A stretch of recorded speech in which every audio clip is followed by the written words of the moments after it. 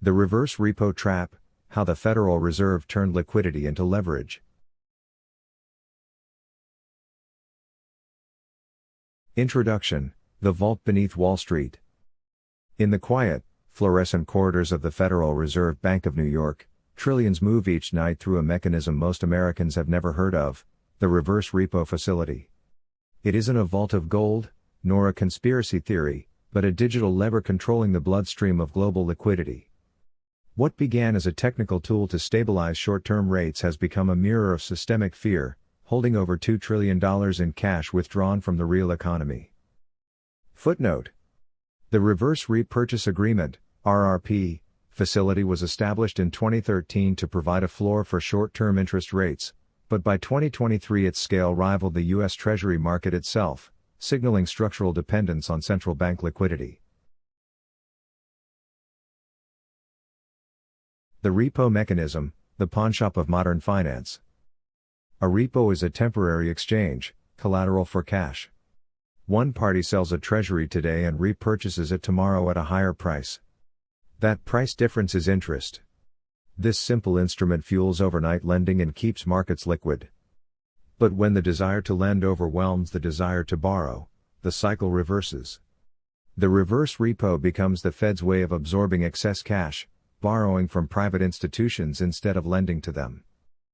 Footnote: Repurchase markets underpin trillions in daily transactions. They serve as the operational backbone of money market funds and short-term credit. Disruption here cascades instantly through global finance. The pandemic flood: too much money, too few doors. When the Fed printed trillions during the pandemic, it flooded the system with liquidity. Money market funds, pension pools, and foreign central banks were drowning in cash with nowhere safe to park it. Yields on short-term debt fell near zero. So the Fed opened the reverse repo window, a guaranteed parking lot for excess dollars. What was meant as a pressure release became a permanent reservoir, drawing in trillions seeking safety. Footnote: Quantitative easing multiplied bank reserves beyond lending demand, forcing the Fed to create the RRP as a counterbalance to prevent rates from dropping below its policy floor. The paradox of safety, when liquidity freezes. Every dollar parked in the reverse repo facility is a dollar that does not circulate. It cannot fund a business, build a home, or finance innovation. Liquidity becomes static, safety transforming into paralysis. Economists call this sterilized liquidity. The Fed, in absorbing cash to stabilize rates, drains energy from the private economy, creating the illusion of calm while breeding fragility beneath the surface. Footnote: Excess reserves and RRP balances suppress money velocity, the rate at which currency changes hands, a core driver of GDP growth and employment. The hidden cost: paying interest on fear. By 2023, the Fed owed interest on over $2 trillion parked in the facility, roughly $100 billion per year at prevailing rates. Those payments flow to the largest financial institutions, not taxpayers. In effect, the public subsidizes Wall Street's fear. The central bank that once created money from nothing now hemorrhages it to maintain control. The cost of stability is quietly booked as lost revenue to the Treasury, a silent transfer of wealth upward. Footnote: The Fed's negative income in 2023 exceeded $100 billion, primarily due to interest paid on reserves and reverse repos, reducing remittances to the U.S. Treasury. The addiction, when risk-free becomes habit. Money market funds discovered that lending to the Fed was easier than lending to the economy. Overnight deposits at 5%, risk-free. Why finance small business credit or municipal bonds when the Fed guarantees a return? This institutionalized dependence on central bank balance sheets is financial addiction in its purest form, a system that rewards passivity and penalizes productive risk. Footnote: Persistent RRP usage signals financial repression, capital diverted from productive investment toward government-backed instruments, suppressing long-term growth. Competing with itself, the Treasury versus the Fed.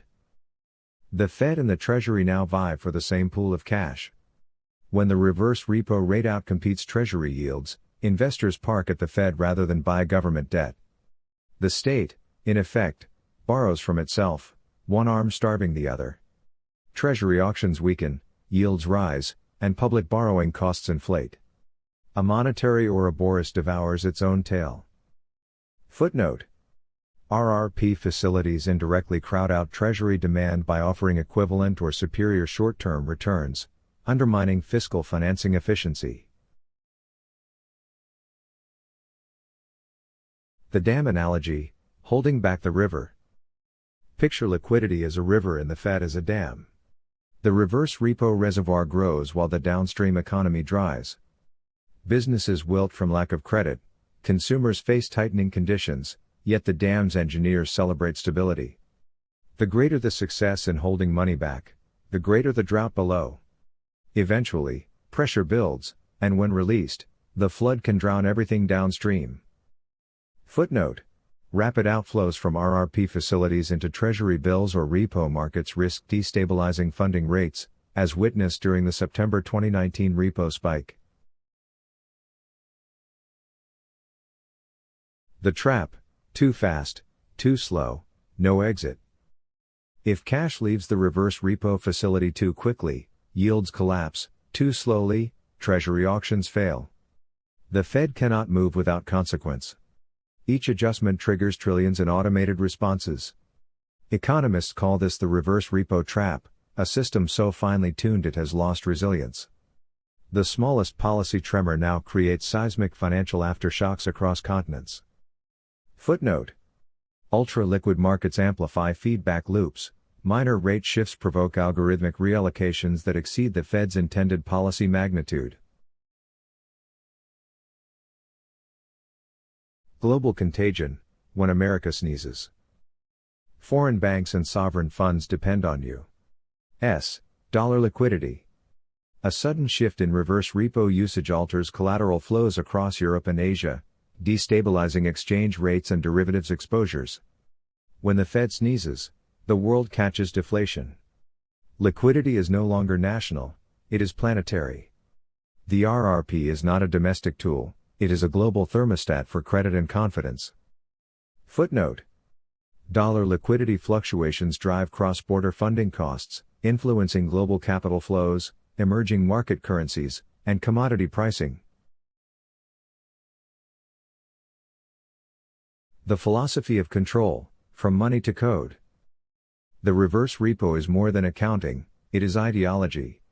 It proves that central banks can program the flow of money like software, turning credit on and off at will. In a future of central bank digital currencies, this control becomes absolute. Liquidity becomes policy, policy becomes behavior.